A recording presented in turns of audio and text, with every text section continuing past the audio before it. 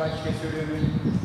आज हम अविकारी शब्द जिन्हें हम अवयवी कहते हैं ये बात सीखने वाले हैं। इससे पहले हमने विकारी शब्द देखे थे। हिंदी में कुल मिलाकर 8 शब्द भेद माने जाते हैं। उन शब्दों के को दो भागों में बांटा जाता है। पहला भाग था विकारी शब्द और दूसरा भाग था अविकारी शब्द। विकारी शब्दों में हमने देखा संज्ञा, सर्वनाम, विशेषण और क्रिया, ये 4 शब्द विकारी शब्द हैं। आज के इस वीडियो में हम देखने वाले हैं अविकारी शब्द किसे कहा जाता है या फिर अव्यय किसे कहा जाता है। देखिए दोस्तों, अविकारी शब्द का मतलब क्या है या फिर अविकारी शब्द की परिभाषा क्या है, ये सबसे पहले देख लेते हैं। देखिए पलक पर आप लोगों के सामने अविकारी शब्द की परिभाषा मैंने यहाँ पर लिखी है। देखिए दोस्तों, यहाँ पर जिन शब्दों के मूल रूप में कर्ता के लिंग, वचन और कारक के अनुसार किसी भी प्रकार का परिवर्तन, विकार, बदल नहीं होता है। परिवर्तन, विकार, बदल नहीं होता है, ऐसे शब्दों को अविकारी शब्द कहते हैं। अविकारी शब्दों को ही अव्यय भी कहते हैं। यहाँ पर अविकारी शब्दों का दूसरा नाम है अव्यय। अब देखिए दोस्तों, यहाँ पर विकारी शब्द मतलब हमने देखा था कि जिन शब्दों के मूल रूप में कर्ता के लिंग एवं वचन के अनुसार परिवर्तन होता है, जिनका मूल रूप बदलता है, वे विकारी शब्द थे। संज्ञा, सर्वनाम, क्रिया, विशेषण, इनका मूल रूप कर्ता के लिंग एवं वचन के अनुसार बदलता है, परिवर्तित होता है, इसलिए वे विकारी शब्द है। लेकिन जो अविकारी शब्द होते हैं, इन अविकारी शब्दों के मूल रूप में किसी भी प्रकार का परिवर्तन नहीं होता है। चाहे दिए गए वाक्य में जो कर्ता है, कर्ता का लिंग बदल कर देखिए, वचन बदल कर देखिए, या फिर कारक विभक्ति के अनुसार वाक्य में परिवर्तन करके देखिए, लेकिन वाक्य में आने वाले जो मूल शब्द है उनके मूल शब्द के रूप में किसी भी प्रकार का बदल, विकार, परिवर्तन नहीं होता है। इसीलिए विकार, बदल, परिवर्तन न होने वाले शब्दों को अविकारी शब्द कहा जाता है और अविकारी शब्दों को ही हम अव्यय भी कहते हैं। देखिए दोस्तों, आप लोगों की समझ में आ चुका होगा कि अव्यय किसे कहना है। मतलब जिन शब्दों का मूल रूप किसी भी प्रकार से नहीं बदलता है, जिन शब्दों के मूल रूप में किसी भी प्रकार का बदल, विकार, परिवर्तन नहीं होता है, ऐसे शब्द अविकारी शब्द कहलाते हैं और अविकारी शब्दों को हम अव्यय भी कहते हैं। चलिए देखते हैं कि दिए गए वाक्य में जो मूल शब्द है उसका मूल रूप बदलता है या नहीं। उदाहरण के तौर पर देखिए दोस्तों, यहाँ पर जैसे पहला वाक्य मैंने यहाँ पर लिखा है, रामू धीरे धीरे चलता है। पहला वाक्य है, पुल्लिंगी वाक्य है। अब इस वाक्य का लिंग बदल कर देखते हैं। देखिए लिंग पुल्लिंगी वाक्य है। अब इस वाक्य को हम स्त्रीलिंग में परिवर्तित कर देते हैं। गीता धीरे धीरे चलती है। पुल्लिंगी वाक्य में भी धीरे धीरे मूल शब्द वैसा ही है, स्त्रीलिंगी वाक्य में मूल शब्द वैसा ही है, धीरे धीरे। अब वाक्य का वचन परिवर्तन करके देखते हैं। पहला वाक्य एक वचन था, अब हम बहुवचनी वाक्य लेकर देखते हैं। रामू और श्यामू धीरे धीरे चलते हैं, वचन परिवर्तन किया। देखिए दोस्तों, इस वाक्य में चलने की क्रिया है, मूल क्रिया है चलना। अब चलने की जो क्रिया है वह चलने की क्रिया धीरे धीरे हुई है। चलने की क्रिया की विशेषता धीरे धीरे यह शब्द बताता है। अब देखिए तीनों वाक्यों में धीरे धीरे यह शब्द जैसे था वैसा ही है, जैसे पहले आया वैसा ही अंत तक आया, धीरे धीरे धीरे धीरे धीरे धीरे। इसका मतलब है कि दिए गए वाक्य के मूल रूप में, जिन शब्दों के मूल रूप में कर्ता के लिंग एवं वचन के अनुसार किसी भी प्रकार का बदल, परिवर्तन नहीं होता, उन्हें हम अविकारी शब्द कहते हैं और अविकारी शब्दों को ही हम अव्यय भी कहते हैं। देखिए दोस्तों, अव्यय किसे कहना है या फिर अविकारी शब्द किसे कहने हैं, ये बात हमने यहाँ पर देखी है। आसान भाषा में ध्यान में रखिए, जिन शब्दों का मूल रूप वाक्य में किसी भी प्रकार से बिल्कुल नहीं बदलता है, किसी भी प्रकार का परिवर्तन उनमें नहीं होता है, वे शब्द अविकारी शब्द कहलाते हैं। अब अगर आमतौर पर देखा जाए तो हिंदी भाषा में, हिंदी व्याकरण में अविकारी शब्द 4 तरह के होते हैं। इसका मतलब है कि अव्यय 4 प्रकार के होते हैं। अव्यय के चार भेद कौन कौन से हैं? चलिए देख लेते हैं। अविकारी शब्द या फिर अव्यय के चार भेद। पहला भेद क्रिया विशेषण अव्यय, दूसरा भेद समुच्चय बोधक अव्यय, तीसरा भेद संबंध बोधक अव्यय, चौथा भेद विस्मयादि बोधक अव्यय। मतलब देखिए दोस्तों, यहाँ पर चार प्रकार के अव्यय होते हैं और ये चारों के चारों प्रकार के अव्यय अविकारी शब्द है।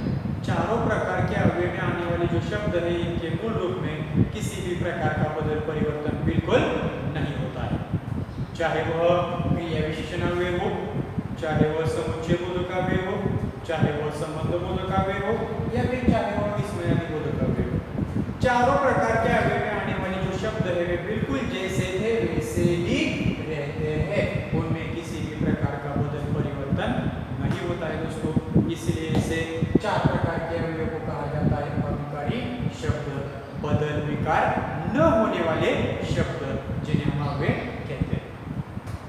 अब देखिए दोस्तों, यहाँ तक हमने अविकारी शब्द की परिभाषा देखी, उनका मूल रूप जैसे थे वैसा कैसे रहता है इस बात का भी अध्ययन हमने किया।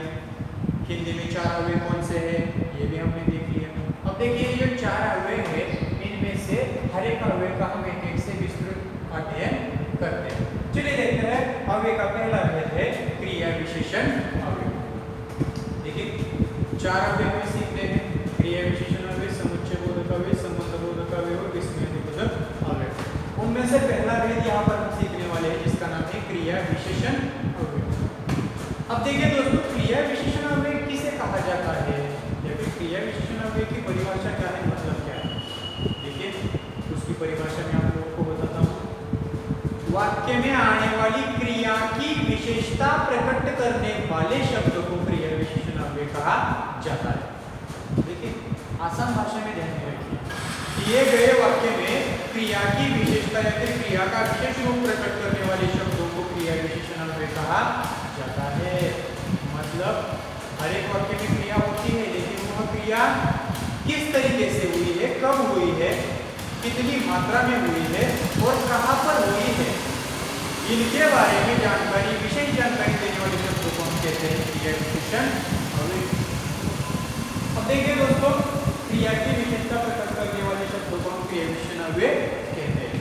उदाहरण के तौर पर देखिए, अध्यापक तेजी से पढ़ाते हैं, अचानक रामू गिर पड़ा, एकाएक गीता रो पड़ी, वहां से नदी बहती है, रमेश ने आज ज्यादा पढ़ाई की, रामू कल खेल रहा था। अब देखिए दोस्तों, यहाँ पर क्रिया विशेषण अव्यय का मतलब है वाक्य में आने वाली होने वाली जो क्रिया है उस क्रिया की विशेषता प्रकट करने वाले शब्द। अब क्रिया की विशेषता चार प्रकार की होती है। देखिए दोस्तों, यहाँ पर क्रिया की विशेषता चार प्रकार की होती है। पहली विशेषता होती है स्थान दर्शाने वाली विशेषता, मतलब वाक्य में होने वाली जो क्रिया है वह कहाँ पर हो रही है, उस क्रिया का स्थान दर्शाने वाले कुछ शब्द होते हैं, विशेष शब्द होते हैं। यहाँ, वहाँ, इधर, उधर, ये शब्द स्थानवाचक क्रिया विशेषण अव्यय कहलाते हैं। यहाँ, वहाँ, इधर, उधर, यहाँ से, वहाँ से, ये स्थान दर्शाने वाले, मतलब क्रिया कहाँ पर हुई है ये दर्शाने वाले स्थानवाचक क्रिया विशेषण अव्यय। दूसरी बात यह है कि दिए गए वाक्य में आने वाली जो क्रिया है वह क्रिया किसी काल से संबंधित होती है, मतलब क्रिया के होने का काल बताने वाले, क्रिया के होने की काल की विशेषता बताने वाले कुछ शब्द होते हैं। जैसे क्रिया कल हुई है, आज हुई है, परसों होने वाली है, परसों हुई है, अभी हुई है, अचानक हुई है, ये सारी बातें कल, आज, परसों, अभी, ये सारे शब्द क्रिया के होने का काल समय बताते हैं, इसलिए ऐसे शब्दों को कहा जाता है कालवाचक क्रिया विशेषण अव्यय। आगे जाकर हम देखते हैं कि क्रिया की विशेषता दिखाने वाला तीसरा शब्द होता है कि क्रिया कितनी मात्रा में हुई है उसका परिमाण दर्शाया जाता है। क्रिया कितनी मात्रा में हुई है, कितने प्रमाण में हुई है, ज्यादा, बहुत, कम, थोड़ा, जरा सा, ये शब्द क्रिया के होने का प्रमाण दर्शाते हैं, परिमाण दर्शाते हैं, मात्रा दर्शाते हैं, इसीलिए ऐसे शब्दों को कहा जाता है परिमाणवाचक क्रिया विशेषण अव्यय।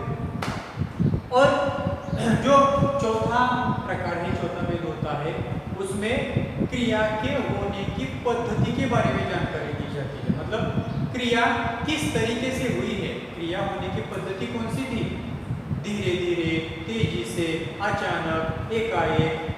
ये जो सारे शब्द है ये सारे शब्द क्रिया के होने की स्थिति दर्शाते हैं, पद्धति दर्शाते हैं, इसलिए उन्हें कहा जाता है रीतिवाचक पद्धति दर्शाने वाला क्रिया विशेषण अव्यय। अब देखिए दोस्तों, क्रिया की विशेषता प्रकट करने वाले शब्दों को क्रिया विशेषण अव्यय कहा जाता है। क्रिया विशेषण अव्यय के 4 भेद होते हैं। क्रिया विशेषण अव्यय के 4 भेद, स्थानवाचक, कालवाचक, परिमाणवाचक, रीतिवाचक। स्थलवाचक, क्रिया कहाँ पर हुई है उसके स्थल के बारे में जानकारी देने वाले शब्द। कालवाचक, क्रिया कब हुई है उसके बारे में जानकारी देने वाले शब्द। परिमाणवाचक, क्रिया कितनी मात्रा में हुई है उसके बारे में जानकारी देने वाले शब्द। और रीतिवाचक मतलब क्रिया कौन सी पद्धति से हुई है उसके बारे में जानकारी देने वाले शब्द। ऐसी विशेष जानकारी देने वाले शब्दों को कहा जाता है क्रिया विशेषण अव्यय। उदाहरण के तौर पर देखिए, अध्यापक तेजी से पढ़ाते हैं। देखिए कक्षा में पढ़ाने की प्रक्रिया शुरू है, अध्यापक पढ़ाते हैं, लेकिन अध्यापक के पढ़ाने के क्रिया की विशेषता यह है कि अध्यापक तेजी से पढ़ाते हैं। पढ़ाने की क्रिया कैसे हो रही है, पढ़ाने की क्रिया की पद्धति कौन सी है, तेजी से, मतलब अध्यापक तेजी से पढ़ाते हैं। रीतिवाचक क्रिया विशेषण अव्यय। पढ़ाने की क्रिया तेज गति से हो रही है, मतलब तेज यह शब्द पढ़ाने की क्रिया की विशेषता दर्शाता है। अब आगे देखिए दोस्तों, दूसरा उदाहरण है अचानक रामू गिर पड़ा। देखिए रामू नाम का लड़का गिर पड़ा है, उसके गिर पड़ने की क्रिया कैसे हुई है, अचानक हुई है। अचानक रामू गिर पड़ा, मतलब यह जो अचानक यह शब्द है वह शब्द भी क्रिया के होने की रीत दर्शाता है। अचानक एकाएक गिर पड़ने की विशेषता है कि रामू अचानक गिर पड़ा है, धीरे धीरे तेजी से नहीं गिर पड़ा है, अचानक एकाएक वह गिर पड़ा। अगला वाक्य देखिए, एकाएक गीता रो पड़ी। गीता बेटी है और बेटे बेटे ही वह अचानक एकाएक रो पड़ी है। गीता के रोने की क्रिया कब हुई है, कैसे हुई है, एकाएक हुई है, अचानक हुई है। एकाएक यह शब्द क्रिया विशेषण अव्यय। रोने की क्रिया की विशेषता दर्शाता है। रोने की क्रिया कैसे हुई, एकाएक हुई। रामू कैसे गिर पड़ा, अचानक गिर पड़ा। आगे देखिए, वहां से नदी बहती है।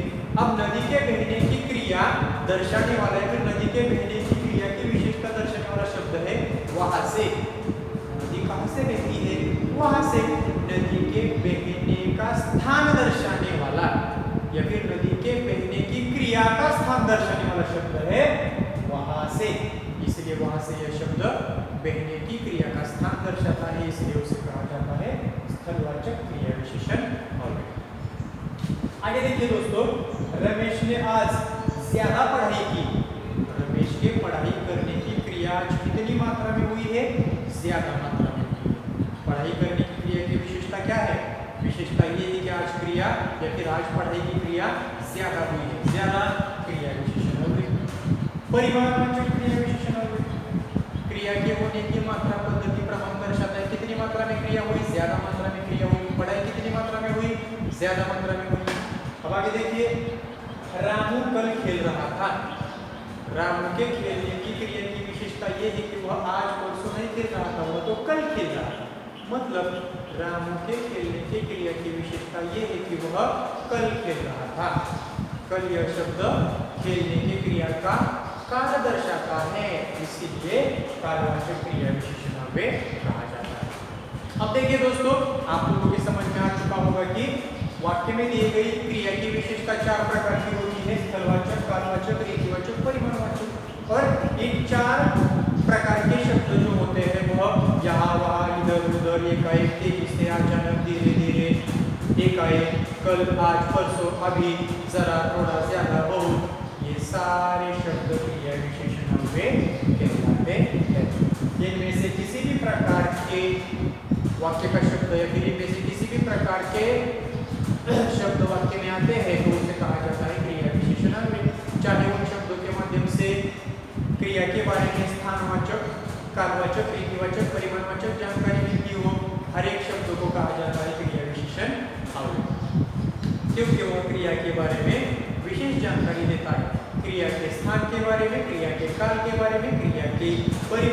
बारे में और क्रिया की रीत के बारे में, पद्धति के बारे में जानकारी देते हैं, इसीलिए इन शब्दों को कहा जाता है क्रिया विशेषण अवयव।